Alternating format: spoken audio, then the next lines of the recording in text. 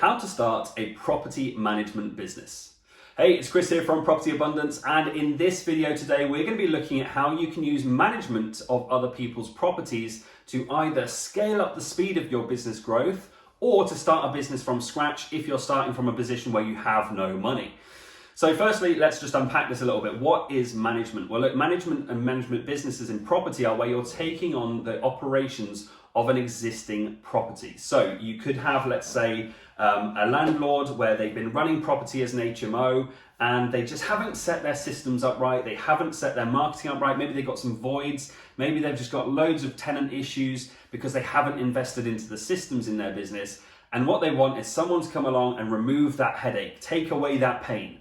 Now in that instance, that's where we can come in. Now look, if you use the right systems and use the right marketing methods, you can fix these issues for them straight away. Another example is where you might have, for example, a landlord that has a portfolio of properties and is looking at ways in which they can increase the yield that they're getting. So let's say, they've invested, they followed the traditional vanilla buy-to-let investing method for several years, and during that time they've built up a portfolio. Now obviously that used to work, these days it doesn't work so well. But now they've got to the point where actually, because of the tax changes and stuff that came in, now they're not making that much money and they're looking for ways that they can increase the returns from their existing portfolio. Now again, in that instance, that's where we can step in and say, well look, you can run these properties as HMOs, you can run them as service apartments, but it's more hands-on. There's more that you have to get right. And therefore, someone like us can step in with the right systems, with the right processes, and with the right marketing methods to relieve them of that extra stress. They get more money out of their existing portfolio, and you create fees for yourself by running the property, and you charge them fees. So in this instance, when you're going to manage somebody else's property, when you're going to run a management business, what are you responsible for? Well, it's everything, really, everything that's hands-on. So the marketing of the property, whether it's a service department or an HMO, you need to find people to come and live in that house. You deal with any inquiries, you deal with any viewings if people want to view the property. You take the bookings and the payments for that property, you make sure check-in goes smoothly, you make sure that the changeovers happen smoothly, you make sure that the property is maintained, and you inspect it to make sure it stays in good condition. So you're really taking over the hands-on element of property for them, giving them a completely passive investment and creating fees for yourself without having to invest a single penny yourself. So sounds great. How you can start this business, you don't need loads of money to start it. How much can you earn? Well, management fees are typically between 10 and 15%. Now, if we're talking about the more creative strategies like HMO and service department, then it's normally 12 to 15%. So that can mean that actually your earnings can be pretty good. So let's say you were to run somebody's service department for them and you could achieve a nightly rate of £200 a night and you get average occupancy of, let's say, 21 nights a month. That means you've generated revenue of £4,200 a month for them. Now, if you're charging a 15% management fee, which is what we do within trade states, for single units, we charge 15%. That means you've created a revenue of £636 a month from a property you don't need to own, from a property you haven't invested a single penny into of your own money, and you've created, I'm not going to say life-changing money, but a good chunk of income from a property that you haven't even had to own. Now, again, let's take the HMO example because that was service departments. Let's say you've got 6-bedroom service department and you're going to charge £600 per room per month. In London, typically you'll get even more than that, like 700 to 800. In Central, maybe even 900 to 1,000. But let's say we're just outside London, we're charging £600 per room per month.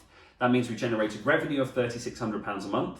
And again, if we're going to charge our fees on that, it means £540 a month from a house we don't own, from a house we haven't invested any of our own money into. So there's tons of benefits to running a management business. The first is very little, if any, startup cost. Okay, because you don't need huge chunks of money, you're not actually buying anything, you're not even leasing anything, you don't need to invest any money into this. For that reason, the second benefit is that there's no financial risk. Okay, because you're not putting your money on the line, there's no risk of finances being lost. Now, the third benefit is that this allows you to build up your portfolio of clients. Okay, now if you start taking on clients whose properties you manage and you start building up this portfolio of clients, that has several benefits. Firstly, you're going to start to get referrals. Okay, now we experienced this firsthand in our own business, and the first joint venture that I did with a landlord led to 7 further referrals. If you do a great job for somebody, you provide an income for them and you provide this hands-off passive investment, they're going to want to refer you. and landlords know other landlords. So you can get a great referral network started to build up. Now that can also lead on to rent deals. If people say, hey, look, would you actually be interested in maybe just renting this from me instead? You can get some rent deals that way. And also you can get investors. Now again, some of the landlords that we've worked with, starting off as JVs, moving on to management deals, sometimes doing rent with, they now invest in our deals. Okay, so they invest into trade stays because we've built up this relationship and we've built this portfolio of clients that you start to work with each other in different areas. So again, if you're looking for raising funds for your business as well, doing a great job and investing in, providing a great return on people's properties just by managing them can lead to people wanting to invest with you as well. So tons of reasons that you want to build up this portfolio of clients. Now, on top of this, it also allows you to build up your core operations without having to have any of the financial risk associated with rent to rent, with buying properties, with lease options, with any of those other acquisition strategies. So you can still build up your software, you can still figure out how you want your business to run, and you can build this core operation without any of the risk of the financial risk attached. And because it's fairly simple, and we're taking, it's quite an easy sell. Would you like to earn more money from your property and do less with your property? I mean, that's quite a compelling offer, right? Because of that, it means there's lots of potential clients out there. Now, knowing how to pitch to them, knowing how to get them on board is obviously where the art comes in. And if you want to learn more about that, what I'd suggest you do is grab a 30-minute consultation call with our team. So if you check the link down below in the description, you'll find a link where you can book a completely no obligation 30-minute consultation call where my team will help you get clear on how to do these things, okay, and what your next step should be. By the way, if you're enjoying this video as well, please do me a massive favor, hit the like button, give me a comment what your biggest takeaway so far has been, and make sure you subscribe to the channel to stay up to date with regular content like this. So, we understand the benefits of running a management business, but how do we find people whose properties we can manage? Okay, how do we actually get our clients? Okay, now we need a good client acquisition method. So several ways we can do this. The first, and I'd say the most important, is networking. Now that means, instantly that can send shivers down some people's spine. The idea of walking into a room full of strangers and having to pitch yourself, it's terrifying. But it doesn't have to be, okay? If you know what to say, if you go prepared, if you have your pitch prepared and you know what you're looking for and you're there with a very distinct goal, it can actually be a really, really good way of getting a lot of clients in a very short space of time. So get out there and network at organised events, network online, go and just talk to more people, tell more people what you do. Now networking doesn't have to be these formal organised events, it can just be getting your message out there much wider. So do it as widely as you possibly can. The second place is social media. Now the more you can promote your business online, the better, because this is free, okay? This costs you nothing to have a profile, to promote on your personal profile, to have a page for your business and start promoting and showing people what your business does and talking about the kind of returns your investors are getting and talking about how it works and how you help people. You will start to get leads that way. Now, the more prolific you can be with that, the more you can engage with community groups on social media as well, like ones dedicated to serviced accommodation or HMOs or property investing in general, the better. Now, to supplement this, we also want to have our digital presence felt, okay? So we want to have a website. Now, that doesn't need to be anything super complex, but you need to have some online presence to give you credibility. There's no businesses out there in 2023 when I'm recording this that doesn't have a website. If you don't exist online, you kind of don't exist. So you need to be discoverable online. So that means you need to have a website. You need to regularly update it with organic content. And again, anytime you do a photo post on social media, anytime you write a blog article for social media, every time you record a video like this for social media, make sure it gets onto your website. And that's going to do two things. Firstly, it's going to give you more content on your website. So if someone does click on it, it's not just a bare page.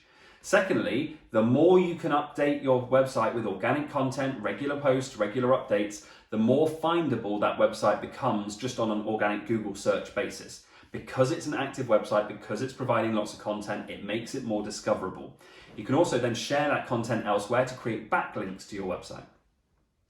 Now, linked to that is directory sites. Now, you may have heard of sites like Yale.com, where the online version of the old Yellow Pages. Now, again, this is a great way to not necessarily get loads of incoming leads, but to certainly create backlinks and help the SEO of your existing business. Now, people do search on Yale.com for property management businesses. So make sure that you are everywhere. Make sure that you're making the most of these sites where, again, it can be free to advertise or you can have a premium advert. So it doesn't have to cost you the earth, but make sure you're there, make sure you're listed, because that can be a good source of A, free leads, and B, backlinks into your organic website as well, so that you can get more higher ranked with your SEO. And finally is our good old staple, which is adverts. Okay, everybody that we coach undervalues the return on ads. Okay, paying for advertising is just taking the shortcut from trying to do it for free. So we pay for Facebook ads, we pay for Google ads, we pay for Bing ads, we pay for all sorts of advertising within trade stays because it brings us leads and that creates a return on investment. So advertising should only ever be seen as an investment rather than a cost. A lot of people see it as an expense. It's not. It's bringing you leads that have a conversion rate. You can directly measure, it's the great thing about digital marketing, you can directly measure what that lead has cost you to get. And you can figure out what your cost per spend is and therefore what your return on advertising spend is. So the more money you put in, if you've got a 3 times ROAS, or 3 times return on ad spend, you put £1 in, it creates £3 of revenue. So you know if you put £100 in, it's going to create £300. So then you can reinvest that £300 to create £900. Reinvest that to create £2,700. And once we have clear digital marketing stats like that, it becomes very easy to scale up your advertising. But that leads us nicely on to how do we scale this business? Okay, if we start to manage other people's properties, what's the easiest way to scale this and actually grow it into something that is going to create life-changing money for you? Well, the first thing is you need to standardize and systemize your business from day one. If you're going to run management, you've got to have a set way that you do things, from how you view properties, how you log your client leads, how you deal with tenant complaints. You want to start to standardize this from day one. So as you go through and you start to deal with these things and complaints start coming in and viewing requests start coming in and people start paying their rent, you need to standardize how each of these operations is going to happen and create FAQ lists. Okay, so as soon as you have questions coming in, when you know what the answer to that is, document that and create this FAQ list, because that's going to pay you back 10 times over in the future, and you'll see why. So do your first couple of management deals and build and standardize your systems based on the experience of running those. Now, you're also going to need some property management software, and I would recommend that you get this from deal number 1. Now, property management software can do tons of automations for you, from automating rent chasing emails to automatically sending check-in instructions to automatically checking people's IDs to automatically updating your pricing. There's just so much that PMSs can do. So make sure that you get a property management software from day one. Again, if you want recommendations, obviously it depends on the business you're running, but drop a question down in the comments if you're looking for recommendations on which ones we use. Now, as we grow our business, we need to start to bring resource in. Now, the first one is our PMS for our automations, but there's certain things that can't be automated. And that's where having a virtual assistant becomes really, really useful.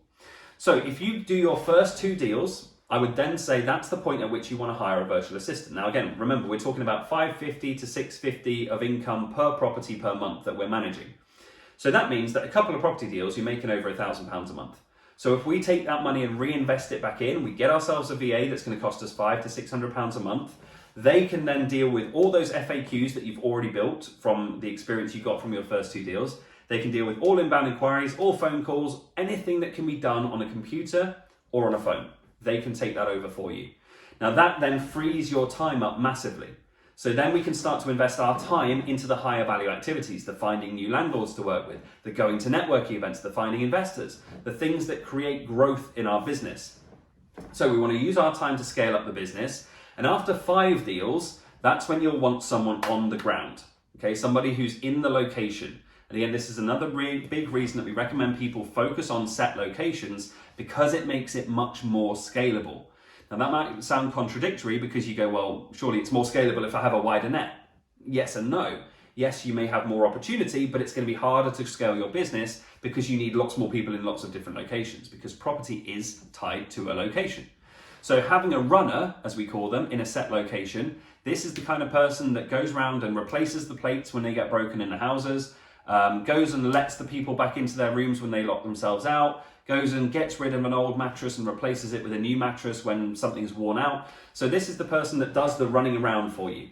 Now again, there's a cost of this, but if you wait until deal number 5 and you've got 5 management deals, you're now making £2,700 a month from your business. You have more than enough to hire a runner on a job basis. Now, where can you find them? Sites like TaskRabbit and any kind of gig economy sites like that are a great place to start to find runners for your business. Now, again, this keeps our time free. Up until that point, you've got to do that running around yourself. But as soon as you've got the runner in place, that's now outsourced as well. So you've got even more time free to focus on building this business, finding new clients, and growing your revenue streams. So we focus on growing up until 10 deals at this point. Now, once you get to 10 deals, again, there's another step that we need to take here, and this is where we hire a full-time property manager. Now, again, at this point, you're making about £5,400 a month, Ken. If we make about 540 per deal, up to 650 per deal, then we're between 5,400 and £6,500 per month of revenue for the business. We can hire somebody full-time easily for £2,500 a month for a property manager role. So it's about half of the earnings are going to go to pay this person to run those property businesses full-time. Now, they may or may not need the VA in support. Probably they don't. If they're full-time, you can probably get rid of the VA at that time and then replace it with the property manager. Okay, it's a more expensive resource, but then you have full-time dedicated resource in your business to deal with all inquiries, all problems, all running around just to run the actual properties. That will then allow you to scale. Okay, your time is now completely free to allow you to scale. Now, in our experience, 2 property managers working part-time each, so somebody covering like Monday to Thursday, somebody covering Friday, Saturday, Sunday, gives you 7 days of coverage. That'll cost you about £4,000 a month, and those 2 people combined can run about 25 properties for you. So if you then scale your business up to 25 properties, using the same methods that we've already spoken about, you've then created an income of about £13,500 for a cost of running it of about £4,000 to £4,500, leaving you with a profit of around about 10k a month. So you are making £10,000 a month from a business model that you haven't had to invest a single penny into buying any properties or even owning any properties in any way, shape or form, just by providing bolt-on services or using this strategy to grow an existing business as well. So hopefully you found this really, really useful. This is something that we did within our own business at TradeStays. This is something we help coach our clients on a daily basis. If you want to find out more about how you can do exactly this and want some step-by-step instruction on how to do it, go ahead and book a 30-minute consultation with my call. You'll find the link in the description down below. On that call, we'll help you get clear with exactly what your next step should be, where you are right now, where you want to get to. If this is the model you want to follow, just tell us straight away, because that makes it super easy for us to help you. And on that call, we'll get you clear on what your next steps are. But hopefully you found this super useful. Make sure you click the like button, comment down below on what was your biggest takeaway from this, and subscribe to the channel if you want to see more content like this, giving you step-by-step instruction on how to build and grow your property business. Other than that, guys, have a great rest of the day. I'll see you soon. Bye-bye.